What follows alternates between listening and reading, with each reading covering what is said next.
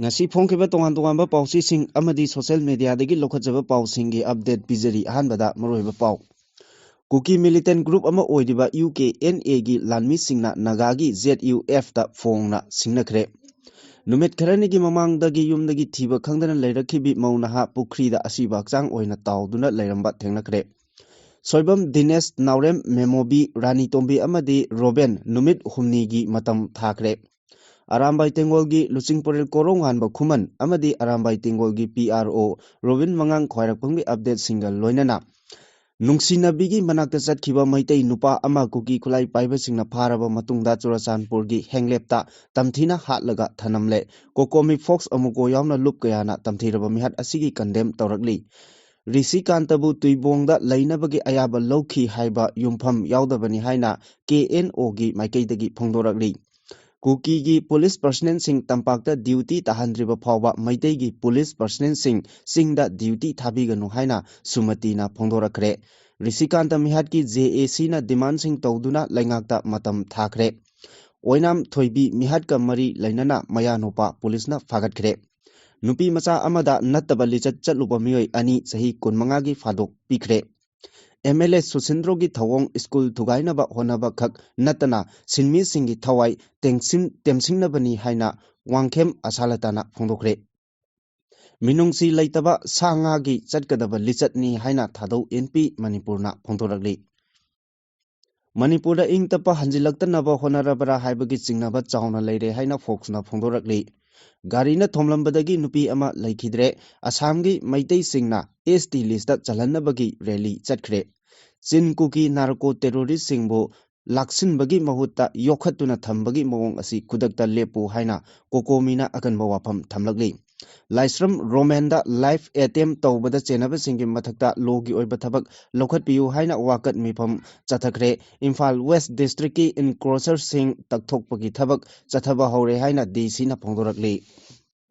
Adomna haujik yengbiriba channel asi Kanglei Pauthang YouTube channel ni channel asida iramdam amadi mapalamgi maru oiba pausingi update taba amadi yengba phangbigani channel asina pau upload tawrakpa matamda adomgi device ta notification uba phangbinaba amadi channel asibu pungning thogatbiba oina sungsoi soidana subscribe tawbiduna bell icon nambiu haijabaga loinana Haujik pausing amuk sandongna pijari kuki militant group ama oiriba UKNA gi lanmi singna Nagagi ZUF da phongna singnakre kuki militant UKNA gi lanmi singna Nagagi athingba maphamda UKNA na changba ngamle atai maphamsu loina changlagani Nagagi border lansinba ngamle nathongna leirabadi Naga afawba saba ZUF kadaida chatkrabage laklo aikhoina tawrisi afawba oiradi thinglu law Kapthatke ahuba haina kuki militant UKNA na ZUF ta phongna singnakre ZUF na kari paukhum pirakpa haibadudi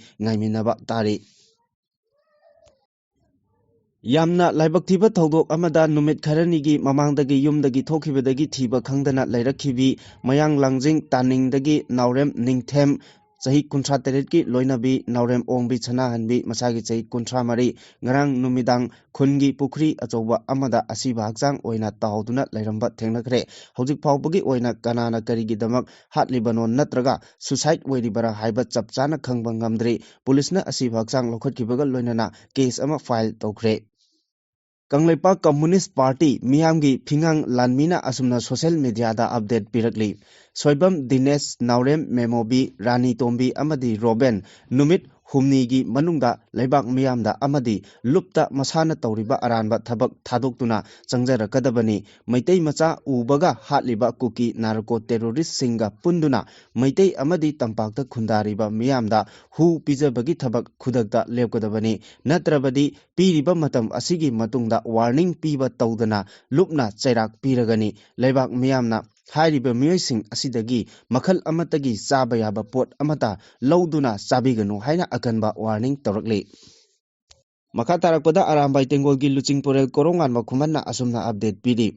Aikoina ngasi phawba angamba kathoknaduna karigumba amagidamak sem saduna tengoloi singna leiriba asida lan loire nayumda hallo haibada natana politics ta matu masa phawba yonba ngamgadaba kharana tengoloigi ahallaman phawba kauduna nasa singdu kautho u arambai tengolda yawhanganu kaina tawri ngasi tengoloi ichin inau singna miwa maisa lagta lairaba marak sing asida khangduna lairibasi ngaihak amuk haraubagi pangnokta nokpa nungaitabagi pangkapta kappa sauninglaga panglauda lauba miyoi singna karisu khangba ngamloi yamnasu haiba pamde mitop singi mamangda ikaijai arambai tengolbu hunba karemnabagi mahutta lao aduga aikoina yumda hanjintana ngasi phawba leibagi maram amadi kari tawgani kari tawrakaduri khanglu law nang maitei macha natra yamna watli haina asumna det piri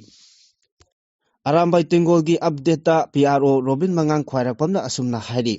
Kukibu laidongna lachaba power da ngauraba nasagi najati nasagi mirolgi kari amata nachungdaba rajniti wala khara buffer zone laite haiba leibak asida lan thoklei haiba phawba khangdaba santi lauba kangbu imphal da kuki lao haiba kangbu minai kuki ga pundradi hingba ngamjadaba maitei di oiba di sengdaba sing kuki na maitei amak kaptuna hatkre noi khara haunaraga amukta yengsin birugadra kuki ga yamna punjaningba noidi kuki marakta chatkhro swaida laibiranu noina ngangbase uraga taruraga nakhong thudikningba fawi haina asumna update pirakli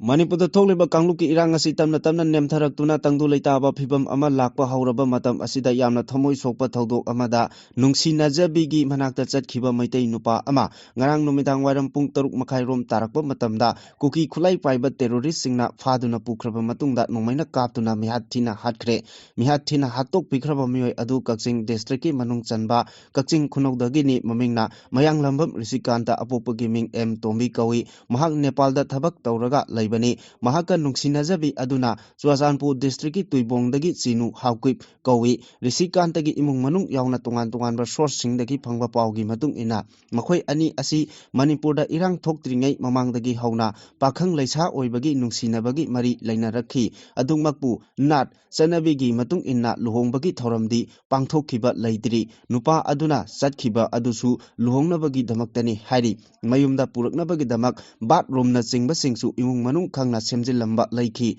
mihatpasing adu sathiraba terrorist ngaktani haiba miyamda khangnanaba Risikantabu hatlamdai amasung hatpagi video namlaga social media da viral ohellaki maru oina maitei singbu kham thengna sauhannabagi pambai amata leijadraba makhoigi makhut challaba Risikantabu makhut lonaduna hatpidanaba haijaba wafam amata tabidana nongmaina makokta kaptuna hatkibagi video footage adu social media da viral ohellaki social media platform amada leikhidraba Risikantagi khangnabini haiba chanu hawkipta mioi amana phone da hangba wahang kharagi paukhum pirakpada mahakka khangnaba Risikanta apopagi ming M Tombi hawkiba sahi 2015 gi December 18 da mahaki khulda lakhibani haina phongdoi mahakna laktanaba yamna kanna haibani adubu Risikanta mahak lakhandragadi masa matanta sijaragani hairakpadagi kuki organization KNO amasung Tuibong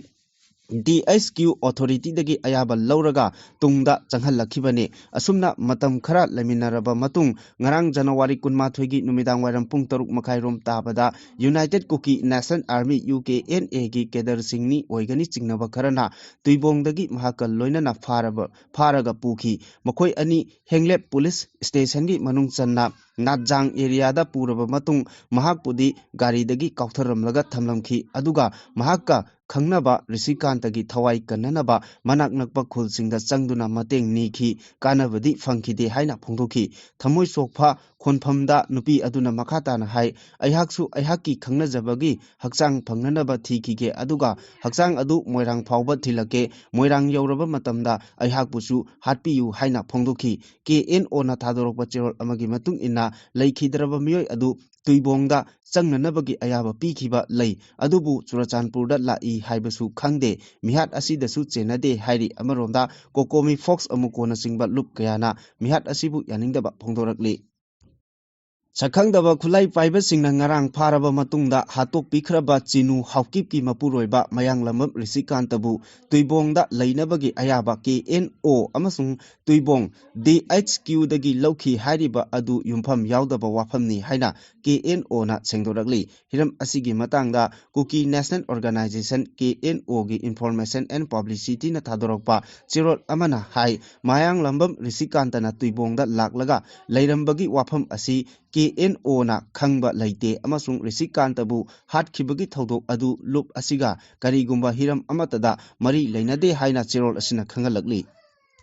Kuki ki police personnel sing tampakta duty tahandriba phawba maitai ki police personnel sing su chingda duty tahanbiganu haina chatliba tha asigi tongan ba tarik singda Tamenglongda duty chatnanaba order thorakleba police personnel sing ki imung manunggi miyoi singna phongdorakli wafam asi Manipur Press Club ki Loktak Hall da Tamenglongda duty townaba order thokraba Manipur Police Department ki tongan ba post singda thabak tawduna leiriba police personnel nifuma thoigi imung manunggi miyoi singna pawgi mifam pangthoktuna Paumisingda Pongdokibani Paugi Mifam Aduda Thawbal Kiam Sifaidagi Kundongbam Sumatina Pongdokibada Lamdam Asida Thokliba Irang Asigi Warisin Ama Puraktana Amadi Free Movement Phawba Oidriba Tanfam Asida Kumja Lisingani Kulumdoigi Me Ahumdagi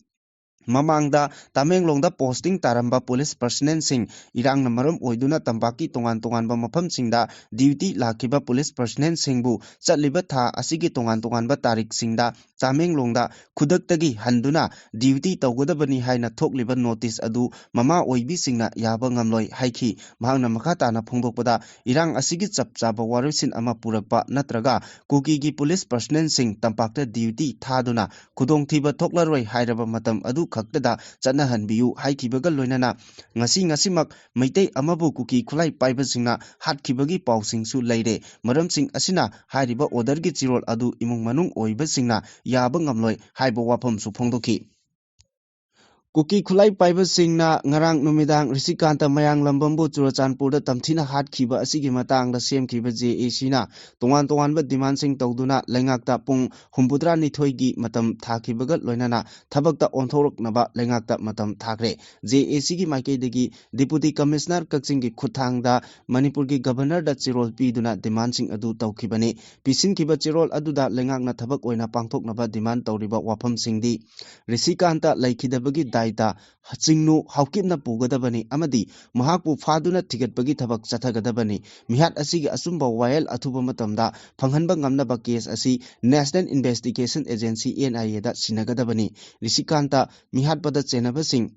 Masak khangdoktuna makhoi pharaba matungda logi oiba akanba cherak pigadabani asugumba mihat amuk hana thoktanaba Manipur lengangna akanba thabak lakhotgadabani kuki militant singi mathakta khudakta singi lamda paksana operation chathagadabani mari leinaba district SP ki mathakta disciplinary action logakadabani amadi taliba demand asi pung humbudra nithoini gi manungda thabakta onthoroktrabadi JAC na lamdam asigi CSO amadi miyamga loinana akanba khongjang changsilagani hairakli Singjamai Police Station ki manung channa leiba Singjamai Oinam Thingel makha leirakta leibi Oinam Ningol Thoibi Elias Bisak macha leikai miyamna event thau hairaga khangnaba masagi chahi humbutaruk lom surabi nupi asibu masagi yumda tamthina thangna yanduna halamba thodoka mari leinana leikhi darabi nupi asigi hek pongwinaba manaw nupagi macha nupa police na phagat khare press na pangba pawda mihat asiga mari leinana police na phagat khraba miyoi adudi Surendrajit Oinam kawe masagi chahi kulhumdoi Sure Laikhidrabi Pisak Masagi Manaw Nupa Atonbagi Masani Hari Police ki Maikaidagi Pongdorakpada Mahakna Wahang Pahang Tawbada Mihat Adu Masamakna Chathabani Haina Haidokchare Makhatana Tigatbagi Tabak Chathari Laikhidrabigi Hakchang Rim Smokta Postmortem Tawrabasu Masa Laudana Hojiksu Lairi Misi Asigi Matangda Laikai Miyamgi Mifam Ama JAC Semduna Mihat Asida Chenaba Miyoi Laikai Asida Leiba Miyoi Chenaramba Tarabadi Miyoi Adu Laikai Dagi Mapunsi Chupagi Tanthokpa haina warep laukrabani Miyoi anina piklibi nupi masa amada nattaba lichat chalubagi maralda court na sahi kunmanga kaisum sangda leinaba phadok pikre YL asi fast track special court number 1 na lauthokibani masagi sahi 12 khakta ngairibi nupi masa amada lattaba lichat chatkhi haina court na maral lauthokraba miyoi ani adudi Dayananda Haikruzam Elias Dia sahi kunthra nipal apokpa H ibomcha amasung sagol sem sanahal sahi kunthra teret apokpa H mani kawi makhoi animak mayang Imphal police station ki manung Uchiwa Lerak Achoba da Leibani Hari case asigi aroiba hearing hokiba December 19 amasung tha asigi tareta chatharaba matung tha asigi 13 court na makoi anibu piklibi nupi macha amada nataba lichat chatkhi haina court na order takibani hearing aduda state ki maikidagi special PPA Nilachandra amasung accused ki maikaida advocate A Mangilal na lepki Court ki judgment and order adugi matung inna hairiba miyoi ani asina masagi chahi 16 khakta ngairibi nupi macha amabu kumja lising ani kunmathoi gi September amagi nungthil pung ama rom tabada departmental store amagi manungda namduna ijat mangan khibani nupi macha asina kona thodo adugi matangda haidorakpagi matung inna chahi adugi December 3 da victim asigi apokpina women police station Imphal West ki OC da aiba oina wakalakibani madugi matung ina makoi ani gi mathakta court asina police ki maikei digi charge sheet thagalakibani mara leiraba miyoi ani asigi sentence hearing pangtoklaba matung chahi 15 kasum sangda leinaba yathang pikibani loinana Manipur State Victim Compensation Fund dagi victim da compensation pinabasu khangankre Kurai Kendra ki MLA L Susindro ki thawong aduna school thugaina bahona bakhak natana sinmi singi thawai temchingna bani haina Kurai Haikuru Makhong Yaifa Thorang Lupki General Secretary Waikhom Achalatana phongdokre wafam asi Kurai Haikuru Makhong Junior High School mamangda paumisinga unaba amada phongdokhibani North East Special Infrastructure Development Scheme NESIDS O3 scheme gi makada Manipur government ki education S department na Kurai Haikuru Makhong Junior High School da sengwat sagatpagi thabak paikat lingai da haukiba January 19 da Kurai Kendra gi MLA Laisangthem Susindro Masa yauna JCB puraktuna thugai yakhaibata natana sinmi singbu thabak lepnaba khanghan kiba thong adu laikai miyamna akanma mongda condemn tawnarakli amadi hiramasiga mari lainana haukiba January Kunda Friends Union Club Kurai Konsam Laikai Apunba Maira Paibi Lupsing Yauna Miyamga Pulaga Emergency Mifam Ama Phamduna Warep Kaya Lokiba Laikrabani Kakching Khunau Uchan Makhong Laikai dagi Mayang Lambam Risikanta Singbu Kuki Militant Singna Churachandpur gi Tuibongda Laiba Mahaki Nupi gi Mayumdagi Faduna Pukraga Ti Netjang Khulda Nongmaina Kaptuna Hatuna Hundoklambagi Thodok Thadok Inpi Manipur Timna Akanba Mongda Yaningdaba Phongdokpaga Loinana Thodok adu Minungsi Leitaba Sangana Sathagadaba Lichatni Haina Thadok Inpi Manipur gi Joint General Secretary Mangou Thadona Kuyek Piduna Thadorokpa Chirol Amana Hairi Chirol Asina Makatana Hai Churachandpur District Headquarter da Laiba Tuibong Hainaba Mafam Asi Security Forces Singna Kurak Hangdana Laiba Mafam Amani Mafam Asidagi Suspension of Operation Group da Laiba Kuki National Organization KNO na Tawning Bata Tauba Law Laitaba Mafam Amagum Onthokli Handaki Thodok Asina Kuki Terrorism Extremism Oiba Thawong Phongna Uthoktuna Mara Laitaba Misam Singda Onsinduna Amadi Manipur gi Santi Amadi Security da Phongna Singnari Haibadu Uthokli Thawong Asi Amakhakta Chathaba Attack Nate Thawong Asi Miyamgi Justice Public Safety Amadi Communal Harmony da Atamnana Singnarakpa Thawongni Haina Zero Sin Makatana Phongdokli Makatana Phongdokpada Thadok NP Manipurna Thodok Asigi Matangda Chap Chaba Achumba Investigation Tawduna Mara Laiba Miyosing Athubada Phaduna Matik Chaba Logi Oiba Chairak Pinaba Mari Lainaba Authorities Singda Taksili Amadi Mari Lainaba Government ki Authorities Singnasu Asigumba Thodok Asigi Matungda Amuk Hanna Thoktanaba Amadi Law Enforcing Agency Singna Hariba Thodok Asigi Matangda Chap Chaba Action Lokhutgadabani Harakli Ngarang numidang pung tara rom taba matam aduwaida Singjamai Police Station gi manung channa leiba Thongju Boroi Makhong crossing da two wheeler amada matai manau thoduna lakpada four wheeler gari amana thomlambadagi nupi adu laikhidre aduga nupa aduna sokpadagi hospital da laikanaraba matung discharge tawkhre hairi pause asina phangba pawgi matung ina gari na thomlambadagi laikhidrabi nupi adu UNLF Pambaigi Hanagi acting chairman Oina Thau Puramba Hojikna member of the advisory committee Oina Thau Puri Hariba Nongyagi Loinabi Moirangthem Ongbi Jiban Lata Masagi Chahi Yankai Manga Kawi Hari Mahak accident thokpam adumaktada laikhidabani aduga accident aduda Nongyai su kokta sokpadagi hospital da pukhatlaba matungda mafam Nepal da photlaba matung hojik discharge tawrakre hari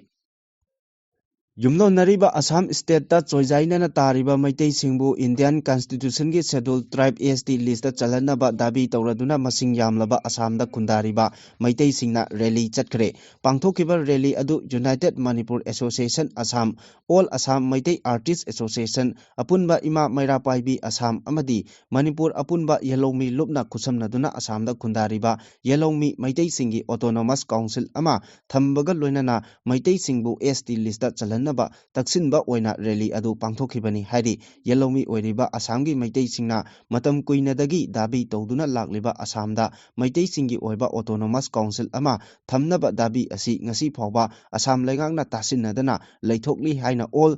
Assam Manipuri artists ꯑꯦꯁꯣꯁꯤꯌꯦꯁꯟꯒꯤ president S Nomin ꯃꯩꯇꯩꯅ ꯐꯣꯡꯗꯣꯛꯂꯤ ꯃꯅꯤꯄꯨꯔ ꯑꯄꯨꯟꯕ ꯌꯦꯜꯂꯧꯃꯤ ꯂꯨꯞꯀꯤ ꯊꯧꯃꯤꯁꯤꯡꯅꯁꯨ ꯍꯣꯖꯥꯏꯗ ꯄꯥꯡꯊꯣꯛꯈꯤꯕ ꯊꯧꯔꯝ ꯑꯗꯨꯗ ꯁꯔꯨꯛ ꯌꯥꯈꯤ ꯑꯁꯥꯝꯗ ꯈꯨꯟꯗꯥꯔꯤꯕ ꯃꯩꯇꯩꯁꯤꯡꯕꯨ ꯑꯦꯁ.ꯇꯤ ꯂꯤꯁꯇ ꯆꯟꯗ꯭ꯔꯤꯕ ꯐꯥꯎꯕ ꯃꯈꯜ ꯃꯈꯥ ꯀꯌꯥꯒꯤ ꯈꯣꯡꯖꯪ ꯆꯪꯁꯤꯟꯒꯅꯤ ꯍꯥꯏꯅ ꯔꯦꯂꯤ ꯑꯗꯨꯗ ꯁꯔꯨꯛ ꯌꯥꯈꯤꯕꯁꯤꯡꯅ ꯐꯣꯡꯗꯣꯔꯛꯂꯤ ꯀꯨꯀꯤ ꯈꯨꯠꯂꯥꯏ ꯄꯥꯏꯔꯒ ꯃꯅꯤꯡ ꯇꯝꯅ ꯇꯧꯅꯤꯡꯕꯇ ꯇꯧꯔꯒ ꯂꯩꯔꯤꯕ ꯆꯤꯟ ꯀꯨꯀꯤ ꯖꯣ ꯅꯥꯔꯀꯣ ꯇꯦꯔꯣꯔꯤꯁꯁꯤꯡꯕꯨ ꯂꯥꯛꯁꯤꯟꯕꯒꯤ ꯃꯍꯨꯠꯇ ꯌꯣꯛꯈꯠꯇꯨꯅ ꯊꯝꯕꯒꯤ ꯊꯧꯑꯣꯡ ꯑꯁꯤ ꯈꯨꯗꯛꯇ ꯂꯦꯞꯄꯨ ꯃꯈꯥ ꯇꯥꯅ ꯑꯁꯨꯝ ꯆꯠꯊꯔꯛꯄ ꯇꯥꯔꯕꯗꯤ ꯃꯤꯌꯥꯝꯒꯤ ꯑꯣꯏꯕ ꯑꯆꯧꯕ ꯏꯍꯧ ꯑꯃ ꯁꯣꯏꯗꯅ ꯂꯥꯛꯀꯅꯤ ꯍꯥꯏꯅ ꯀꯣꯀꯣꯃꯤꯒꯤ ꯃꯥꯏꯀꯩꯗꯒꯤ ꯊꯝꯂꯛꯂꯤ ꯋꯥꯐꯝ ꯑꯁꯤ ꯂꯝꯐꯦꯜꯗ ꯂꯩꯕ ꯀꯣꯀꯣꯃꯤꯒꯤ ꯑꯣꯐꯤꯁꯇ ꯄꯥꯡꯊꯣꯛꯈꯤꯕ ꯄꯥꯎꯒꯤ ꯃꯤꯐꯝꯗ ꯀꯣꯀꯣꯃꯤꯒꯤ ꯀꯟꯚꯦꯅꯔ ꯋꯥꯏ.ꯀꯦ. ꯙꯤꯔꯦꯟꯅ ꯐꯣꯡꯗꯣꯛꯈꯤꯕꯅꯤ ꯃꯍꯥꯛꯅ ꯃꯈꯥ ꯇꯥꯔꯗꯨꯅ ꯍꯥꯏ ꯆꯍꯤ 2ꯒ ꯊꯥ 9 ꯍꯦꯜꯂꯛꯂꯕ ꯆꯍꯤ 3 ꯐꯥꯔꯛꯀꯗꯧꯔꯕ ꯏꯔꯝꯗꯝ ꯑꯁꯤꯗ ꯊꯣꯛꯂꯤꯕ ꯏꯔꯥꯡ ꯑꯁꯤ ꯂꯣꯏꯁꯤꯟꯗꯨꯅ ꯏꯪ ꯇꯞꯄ ꯂꯝꯕꯤꯗ ꯂꯥꯛꯅꯕ ꯀꯟꯅ ꯍꯣꯠꯅꯔꯤꯉꯩ ꯆꯩꯔꯛ ꯑꯁꯤꯗ ꯆꯤꯟ ꯀꯨꯀꯤ ꯇꯦꯔꯣꯔꯤꯁꯁꯤꯡꯅ ꯈꯨꯠꯂꯥꯏ ꯄꯥꯏꯔꯒ ꯃꯅꯤꯡ ꯇꯝꯅ ꯇꯧꯅꯤꯡꯕꯇ ꯇꯧꯔꯒ ꯃꯤꯆꯝꯁꯤꯡꯗ ꯀꯤꯍꯟ ꯈꯪꯍꯟꯕꯒꯤ ꯊꯕꯛ ꯆꯠꯊꯗꯨꯅ ꯄꯥꯝꯗꯕ ꯊꯧꯗꯣꯛ ꯀꯌꯥ ꯊꯣꯛꯍꯟꯗꯨꯅ ꯂꯥꯛꯂꯤ ꯍꯥꯏꯈꯤ ꯃꯍꯥꯛꯅ ꯃꯈꯥ ꯇꯥꯅ ꯄꯥꯎꯃꯤꯁꯤꯡꯗ ꯐꯣꯡꯗꯣꯛꯄꯗ ꯑꯣꯏꯔꯤꯕ ꯐꯤꯕꯝꯁꯤꯡ ꯑꯁꯤ ꯈꯪꯅ ꯏꯟꯗꯤꯌꯥ ꯂꯩꯉꯥꯛꯅ ꯌꯦꯡꯗꯨꯅ ꯂꯩꯊꯣꯛꯂꯤ ꯂꯣꯏꯅꯅ ꯈ꯭ꯋꯥꯏꯗꯒꯤ ꯂꯥꯏꯕꯛ ꯊꯤꯕꯗꯤ ꯃꯈꯣꯏꯕꯨ ꯂꯥꯛꯁꯤꯟꯗꯨꯅ ꯆꯩꯔꯥꯛ ꯄꯤꯕꯒꯤ ꯃꯍꯨꯠꯇ ꯀꯔꯤꯒꯨꯝꯕ ꯋꯥꯍꯩ ꯑꯃꯠꯇ ꯍꯥꯏꯗꯅ ꯌꯣꯛꯇꯨꯅ ꯊꯝꯂꯤꯕ ꯑꯁꯤꯅꯤ ꯏꯟꯗꯤꯌꯥ ꯂꯩꯉꯥꯛꯅ ꯑꯔꯥꯟꯕ ꯄꯣꯂꯤꯁꯤ ꯀꯌꯥ ꯁꯤꯖꯤꯟꯅꯗꯨꯅ ꯌꯦꯜꯂꯧꯉꯩꯗꯒꯤ ꯅꯨꯡꯁꯤ ꯆꯥꯟꯅꯅ ꯂꯩꯃꯤꯟꯅꯔꯛꯂꯕ ꯐꯨꯔꯨꯞꯁꯤꯡ ꯃꯆꯣꯏ ꯇꯥꯍꯟꯅꯕ ꯍꯣꯠꯅꯕꯇ ꯅꯠꯇꯅ ꯃꯅꯤꯄꯨꯔꯕꯨ ꯊꯨꯒꯥꯏꯅꯕ ꯂꯥꯜꯂꯣꯡ ꯀꯌꯥ ꯁꯤꯖꯤꯟꯅꯔꯤ ꯃꯍꯥꯛꯅ ꯍꯥꯏ ꯏꯔꯝꯗꯝꯗ ꯊꯣꯛꯂꯤꯕ ꯂꯥꯜ ꯑꯁꯤ ꯂꯥꯛꯁꯤꯟꯅꯕꯅꯤ ꯃꯤꯆꯝ ꯃꯤꯌꯥꯝꯒꯤ ꯂꯟ ꯊꯨꯝ ꯉꯥꯛꯅꯕꯅꯤ ꯍꯥꯏꯗꯨꯅ ꯁꯤꯐꯥꯏ 60,000 ꯍꯦꯟꯕ ꯁꯦꯀ꯭ꯌꯨꯔꯤꯇꯤ ꯐꯣꯔꯁ ꯊꯥꯔꯛꯂꯕꯁꯨ ꯇꯧꯐꯝ ꯊꯣꯛꯄ ꯃꯊꯧ ꯇꯧꯗꯅ ꯌꯦꯡꯗꯨꯅ ꯂꯩꯔꯒ ꯑꯗꯨꯝ ꯂꯩꯔꯒꯗꯤ ꯃꯈꯣꯏ ꯍꯟꯕꯤꯈ꯭ꯔꯣ ꯃꯤꯆꯝ ꯃꯤꯌꯥꯝꯅ ꯊꯧꯗꯥꯡ ꯂꯧꯔꯒ ꯏꯔꯝꯗꯝ ꯑꯁꯤ ꯉꯥꯛꯆꯍꯧꯔꯒꯦ ꯍꯥꯏꯈꯤꯕꯒ ꯂꯣꯏꯅꯅ ꯏꯟꯗꯤꯌꯥ ꯂꯩꯉꯥꯛꯀꯤ ꯄꯣꯂꯤꯁꯤ ꯈꯨꯗꯛꯇ ꯂꯦꯞꯄꯨ ꯅꯠꯇ꯭ꯔꯕꯗꯤ ꯃꯤꯌꯥꯝꯒꯤ ꯈꯥꯡꯕ ꯉꯝꯕꯒꯤ ꯄꯥꯟꯈꯩ ꯂꯥꯟꯊꯣꯛꯈꯤꯗꯨꯅ ꯑꯆꯧꯕ ꯈꯣꯡꯖꯪ ꯑꯃ ꯂꯥꯛꯄ ꯌꯥꯏ ꯍꯥꯏꯕ ꯋꯥꯐꯝ ꯐꯣꯡꯗꯣꯔꯛꯂꯤ ꯃꯔꯝ ꯆꯥꯗꯅ ꯀꯛꯋꯥ ꯅꯥꯎꯔꯦꯝ ꯂꯩꯀꯥꯏꯗ ꯂꯩꯕ ꯂꯥꯏꯁ꯭ꯔꯝ ꯔꯣꯃꯦꯟꯗ ꯂꯥꯏꯐ ꯑꯦꯇꯦꯝ ꯇꯧꯕꯗ ꯆꯦꯟꯅꯕ ꯋꯥꯡꯈꯩ ꯀꯣꯟꯁꯝ ꯂꯩꯀꯥꯏꯗꯒꯤ ꯃꯩꯁꯅꯥꯝ ꯏꯕꯣꯆꯧ ꯑꯦꯂꯥꯏꯁ ꯕꯣꯆꯧ ꯑꯃꯁꯨꯡ ꯀꯣꯟꯁꯥꯝ ꯁꯟꯖꯣꯏ ꯑꯦꯂꯥꯏꯁ ꯈꯣꯅꯥꯎ ꯑꯄꯣꯛꯄ ꯃꯨꯍꯤꯟꯗ꯭ꯔꯣ ꯌꯥꯎꯅ ꯃꯈꯣꯏꯒ ꯂꯣꯏꯅꯕ ꯃꯤꯑꯣꯏꯁꯤꯡ ꯑꯊꯨꯕꯗ ꯐꯥꯗꯨꯅ ꯂꯣꯒꯤ ꯑꯣꯏꯕ ꯊꯕꯛ ꯂꯧꯈꯠꯄꯤꯌꯨ ꯍꯥꯏꯅ ꯋꯥꯡꯈꯩ ꯄꯨꯈ꯭ꯔꯝꯕꯝ ꯑꯃꯁꯨꯡ ꯍꯤꯖꯝ ꯂꯩꯀꯥꯏꯗ ꯃꯩꯔꯥ ꯄꯥꯏꯕꯤꯁꯤꯡꯅ ꯑꯌꯥꯡꯄꯜꯂꯤ ꯄꯦꯇ꯭ꯔꯣꯜ ꯄꯝꯞ ꯃꯃꯥꯡꯗ ꯋꯥꯀꯠ ꯃꯤꯐꯝ ꯆꯠꯊꯈ꯭ꯔꯦ ꯋꯥꯀꯠ ꯃꯤꯐꯝ ꯑꯗꯨꯒ ꯃꯔꯤ ꯂꯩꯅꯅ ꯂꯥꯏꯁ꯭ꯔꯝ ꯔꯣꯃꯦꯟꯒꯤ ꯂꯣꯏꯅꯕꯤ ꯂꯧꯀ꯭ꯔꯥꯛꯄꯝ ꯁꯥꯟꯇꯒꯤ ꯃꯆꯦ ꯂꯧꯀ꯭ꯔꯥꯛꯄꯝ ꯁꯔꯣꯖꯤꯅꯤꯅ ꯐꯣꯡꯗꯣꯛꯈꯤꯕꯗ ꯀꯛꯋꯥ ꯅꯥꯎꯔꯦꯝ ꯂꯩꯀꯥꯏꯗꯒꯤ ꯂꯥꯏꯁ꯭ꯔꯝ ꯔꯣꯃꯦꯟ ꯍꯥꯏꯔꯤꯕ ꯃꯤꯑꯣꯏ ꯑꯁꯤ ꯋꯥꯡꯈꯩ ꯅꯤꯡꯉꯣꯜ ꯂꯧꯕ ꯅꯨꯄꯥꯅꯤ ꯔꯣꯃꯦꯟ ꯃꯍꯥꯛꯀꯤ ꯅꯨꯄꯤ ꯂꯧꯀ꯭ꯔꯥꯛꯄꯝ ꯁꯥꯟꯇꯒ ꯂꯣꯏꯅꯅ ꯅꯣꯡꯃꯥꯏꯖꯤꯡ ꯅꯨꯃꯤꯠꯇ ꯁꯥꯟꯇꯒꯤ ꯃꯄꯥꯝꯗ ꯂꯥꯛꯂꯒ ꯃꯌꯨꯝꯗ ꯍꯟꯈꯤꯕꯒꯤ ꯂꯝꯕꯤꯗ ꯊꯥꯡꯒꯄꯥꯠ ꯃꯄꯥꯜꯗ ꯃꯅꯦ ꯑꯃꯒꯤ ꯑꯅꯥꯕ ꯍꯪꯕ ꯆꯪꯈꯤ ꯋꯥꯡꯈꯩ ꯂꯝꯕꯤ ꯔꯦꯖꯤꯠ ꯄꯦꯞꯃꯦꯟ ꯍꯩꯕꯅ ꯂꯝꯕꯤ ꯇꯪꯈꯥꯏ ꯈꯥꯖꯤꯜꯂꯒ ꯂꯩꯔꯝꯕꯗꯒꯤ ꯔꯦꯖꯤꯠ ꯄꯦꯞꯃꯦꯟ ꯍꯩꯗꯕ ꯁꯔꯨꯛꯇ ꯒꯥꯔꯤ ꯃꯌꯥꯝ ꯆꯠꯅꯔꯤꯕ ꯂꯝꯕꯤ ꯑꯗꯨꯗ ꯔꯣꯃꯦꯟꯁꯨ ꯆꯠꯈꯤ ꯂꯝꯕꯤ ꯑꯗꯨ ꯆꯠꯄꯗ ꯈꯔ ꯆꯤꯟꯕꯗꯒꯤ ꯊꯕꯛ ꯁꯨꯈꯤꯕꯒꯤ ꯎꯇꯦꯛ ꯋꯥꯇꯦꯛ ꯈꯔ ꯂꯩꯔꯝꯕꯗꯨ ꯂꯧꯊꯣꯛꯂꯨꯕꯗ ꯃꯅꯥꯛ ꯑꯗꯨꯋꯥꯏꯗ ꯂꯩꯔꯝꯕ ꯃꯤꯑꯣꯏ ꯈꯔꯅ ꯃꯐꯝ ꯑꯗꯨꯗ ꯂꯥꯛꯂꯒ ꯂꯩꯀꯥꯏꯗ ꯑꯐꯥꯎꯕ ꯁꯥꯕ ꯌꯥꯕ꯭ꯔꯥ ꯍꯥꯏꯅ ꯃꯔꯝ ꯑꯃꯠꯇ ꯄꯤꯗꯅ ꯃꯁꯛ ꯈꯪꯗꯕ ꯄꯣꯠꯁꯛ ꯑꯃꯅ ꯃꯀꯣꯛꯇ ꯊꯣꯝꯂꯛꯈꯤ ꯃꯤ ꯑꯃ ꯒꯥꯔꯤꯅ ꯊꯦꯡꯂꯝꯕꯇ ꯅꯠꯇꯅ ꯂꯩꯀꯥꯏ ꯑꯗꯨꯒꯤ ꯄꯣꯠ ꯆꯩꯗ ꯊꯦꯡꯂꯝꯕꯁꯨ ꯅꯠꯇꯕ ꯀꯅꯥꯒꯨꯝꯕ ꯃꯤꯑꯣꯏꯁꯤꯡꯒ ಖꯠꯅ ꯆꯩꯅꯕꯁꯨ ꯅꯠꯇꯕ ꯆꯠꯂꯤꯕ ꯂꯝꯕꯤ ꯑꯗꯨꯗ ꯆꯠꯄ ꯌꯥꯔꯣꯏ ꯍꯥꯏꯕꯁꯨ ꯅꯠꯇꯕ ꯒꯥꯔꯤ ꯆꯠꯄ ꯌꯥꯅꯕ ꯍꯥꯏꯗꯨꯅ ꯎꯇꯦꯛ ꯋꯥꯇꯦꯛ ꯈꯔ ꯂꯧꯊꯣꯛꯂꯨꯕꯒꯤꯗꯃꯛ ꯅꯨꯄꯤ ꯑꯉꯥꯡꯁꯤꯡꯒꯤ ꯃꯃꯥꯡꯗ ꯍꯥꯠꯂꯒꯦ ꯍꯥꯏꯕ ꯃꯑꯣꯡꯗ ꯍꯦꯛꯇ ꯈꯨꯠ ꯊꯥꯕ ꯑꯁꯤ ꯀꯔꯝꯕ ꯃꯤꯑꯣꯏꯕꯒꯤ ꯂꯤꯆꯠꯅꯣ ꯍꯥꯏꯅ ꯍꯪꯂꯛꯂꯤ ꯏꯝꯐꯥꯜ ꯋꯦꯁ ꯔꯤꯡ ꯔꯣꯗ ꯁꯦꯝꯕꯒꯤ ꯊꯕꯛ ꯍꯧꯅꯕ ꯀꯟꯅ ꯍꯣꯠꯅꯔꯤ ꯃꯁꯤꯒ ꯂꯣꯏꯅꯅ ꯗꯤꯁꯇ꯭ꯔꯤꯛ ꯑꯁꯤꯒꯤ ꯃꯅꯨꯡꯗ ꯂꯩꯕ ꯏꯟꯀ꯭ꯔꯣꯆꯔꯁꯤꯡ ꯇꯛꯊꯣꯛꯄꯒꯤ ꯊꯕꯛꯁꯨ ꯆꯠꯊꯔꯤ ꯍꯥꯏꯅ ꯏꯝꯐꯥꯜ ꯋꯦꯁꯀꯤ ꯗꯤ.ꯁꯤ ꯃꯌꯥꯡꯂꯝꯕꯝ ꯔꯥꯖꯀꯨꯃꯥꯔꯅ ꯂꯝꯐꯦꯜꯗ ꯊꯧꯔꯝ ꯑꯃ ꯌꯥꯎꯕ ꯂꯥꯛꯄꯗ ꯄꯥꯎꯃꯤꯁꯤꯡꯒ ꯎꯅꯕꯗ ꯐꯣꯡꯗꯣꯛꯈ꯭ꯔꯦ ꯃꯍꯥꯛꯅ ꯃꯈꯥ ꯇꯥꯅ ꯍꯥꯏ ꯂꯝ ꯈꯣꯞꯆꯤꯟꯗꯨꯅ ꯂꯩꯔꯝꯕ ꯀꯌꯥ ꯀ꯭ꯂꯕꯅꯆꯤꯡꯕ ꯋꯥꯔꯤ ꯁꯥꯟꯅꯗꯨꯅ ꯂꯧꯁꯤꯟꯅꯕ ꯌꯥꯝꯅ ꯀꯟꯅ ꯍꯣꯠꯅꯔꯤ ꯋꯥꯈꯜ ꯇꯥꯃꯤꯟꯅꯈꯤꯕꯁꯨ ꯂꯩꯔꯦ ꯑꯦꯗꯖꯁ ꯇꯧꯕ ꯌꯥꯕꯅ ꯇꯧꯕ ꯑꯗꯨꯒ ꯂꯧꯁꯤꯟꯕ ꯌꯥꯕꯅ ꯂꯧꯁꯤꯜꯂꯒ ꯄꯤ.ꯗꯕ꯭ꯂꯤꯎ.ꯗꯤꯅ ꯔꯤꯡ ꯔꯣꯗ ꯁꯦꯝꯕꯒꯤ ꯊꯕꯛ ꯑꯁꯤ ꯍꯧꯅꯕ ꯀꯟꯅ ꯍꯣꯠꯅꯔꯤ ꯗꯤꯁꯇ꯭ꯔꯤꯛ ꯑꯦꯗꯃꯤꯅꯤꯁꯇ꯭ꯔꯦꯁꯟꯒꯤ ꯃꯥꯏꯀꯩꯗꯒꯤꯁꯨ ꯃꯔꯨꯑꯣꯏꯅ ꯂꯝꯒ ꯃꯔꯤ ꯂꯩꯅꯕ ꯊꯕꯛꯁꯤꯡ ꯌꯦꯡꯁꯤꯜꯂꯤ ꯂꯝ ꯈꯣꯞꯆꯤꯜꯂꯤꯕꯁꯤꯡ ꯑꯁꯤ ꯂꯩꯀꯥꯏꯒꯤ ꯂꯩꯔꯤꯕ ꯀ꯭ꯂꯕꯁꯤꯡꯅꯁꯨ ꯉꯁꯤ ꯈꯛꯇꯒꯤ ꯅꯠꯇꯅ ꯇꯨꯡꯒꯤ ꯈꯜꯂꯒ ꯊꯕꯛ ꯇꯧꯕꯤꯌꯨ ꯂꯝ ꯈꯣꯞꯆꯤꯜꯂꯤꯕꯁꯤꯡꯁꯨ ꯂꯧꯊꯣꯛꯅꯕ district ꯑꯦꯗꯃꯤꯅꯤꯁꯇ꯭ꯔꯦꯁꯟꯅ tangkak naina thabak paikali adubu encroacher sing adu lokthoknaba representation thabaga kudakta thabak tawbasu yade project sing asi losinbada matam khara changkigani miyamnasu wakhal taba mathau tai aigi khakta khanba aduga mingonda ayat apan pigadaba wakhalon singdi thadokminasi hairakli makha tarakpa pauda editor kalamdagi machang oiba pau amatang lokhatchari chingda emergency lauthokhtuna ai lei haiba khangalo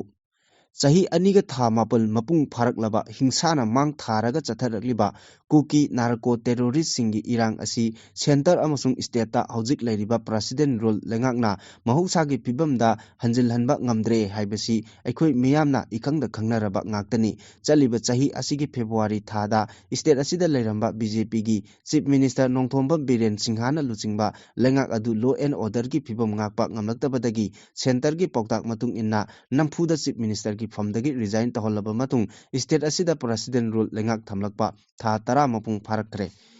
makha tarakpa aroiba pauda editor kalamdagi machang oiba pau ama lokhatchari manipur gi irang asi loisinnaba mla singna kari thodang lauri Manipur sahi taret khuntakpa thokraba matungda Manipur miyamna khwaidagi hena awaba nangduna kangkhong chaiba Manipur ama oiba haibasi haukiba lisingani kulumdoigi me ahumdagi hauduna Manipur da thokliba irang asina oiri irang asina Manipur miyam asi haifam khangdana awaba haibadu oihalle hingbagi mahau leihandre masagi maramda maningtamna chachaba phawba ngamdre khulai paiba chin kuki narco terrorist singna maitai sing haningba matamda nongmaina kaptuna hatokpa matamda Bharat lengakna kumhai gum yengduna yengbaga chap manana leire haibadu oire haibi yare oiriba pibam asida mikhalgi matamda Manipur gi voter oiriba miyamgi mihut oina vote piduna thagatkhiba MLA sing Manipur da thokliba irang asi loisinaba kari karamba thabak paikhatli haibadu leibak miyamda hauzik phawba mayek sengna thabakna utpa ngamdriba asi yamna aranba amani Manipur da thokliba lal asi loisinduna relief camp da changjafam loduna leiriba miyoi lising hompu henba asi masagi maramda hanjinnaba honabasu Aikoigi miyamgi mihut oiriba MLA singna thabak paikhatpa ngamdri Manipur da leiriba kanglup phurup kunthra taruk asigi manungda maitai haiba phurup asigi miyoi singna national highway da maning tamna chatpa ngamdana leiraba phawbada miyamgi mihut oiriba MLA singna karigumba thabak amata paikhatana leiriba asi yamna lali chairak asida Manipur da thokliba irang asi loisinnaba aikoigi MLA singna amata oina punsinduna lophom thokpa thodang adu lobagi mahutta anoba lengak sembaromda mai onsinduna leiri yamna ngaklibadi anoba lengak ama semba haiba adusu nahalna yarabani adubu MLA singi marakta amaga yengthinaba pukchel khojel tinadaba lusingba oiningbagi thabakna henba kangkhatkibadagi anoba lengak semba ngamdaduna leirakhibani oiriba pibam sing asi Manipur miyamna mayek sengna adumak khangba ngami adubu Manipur miyamna karisu leitana miyamgi mihut oiriba MLA singna Manipur da thokliba irang asi loisinnaba honadana loinana anoba lengak ama semba romda honaduna asumak leiba tarabadi leibak miyam MLA singi mafamda akanba ihau changsilaglabadi kari oigani haibadu khangfam thui